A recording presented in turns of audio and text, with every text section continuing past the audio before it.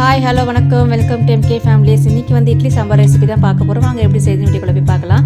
சிறுபருப்பு வந்து வாஷ் பண்ணி எடுத்துருக்கேன். அதுக்கப்புறம் வெங்காயம், தக்காளி, பச்சை மிளகா, கத்திரிக்காய் எல்லாமே மிக்ஸ் பண்ணிக்கலாம்.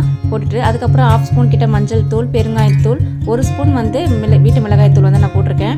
இதனால தண்ணி ஊற்றி டிப் பண்ணிவிட்டு அதுக்கப்புறம் வந்து நம்ம குக்கரில் 4 விசில் கிட்ட போட்டு எடுத்துக்கலாம். இந்தளவுக்கு வெந்த உடனே நம்ம கல்லுப்பு போட்டு நல்லா களைஞ்சி எடுத்துக்கலாம். தாளிப்புக்கு வந்து எண்ணெய் ஊற்றிட்டு கடுகு, வெந்தயம், சீரகம், பூண்டு தட்டி போட்டுட்டு கருவேப்பிலை போட்டுட்டு இறக்கி அதில் நம்ம வந்து மிக்ஸ் பண்ணிக்கலாம் சாம்பாரில்.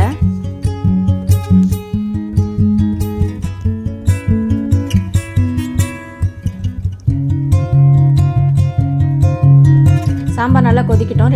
ரெண்டு கொதி தாங்க. நல்லா கொதிச்ச உடனே அதுக்கப்புறம் வந்து நம்ம கொத்தமல்லி போட்டு இறக்கிக்கலாம். சாம்பார் ரெடி ஆயிடுச்சு. நீங்களும் சமைச்சு பார்த்துட்டு இது எப்படி இருக்குன்னு மறக்காம கமெண்ட் பண்ணுங்கள்.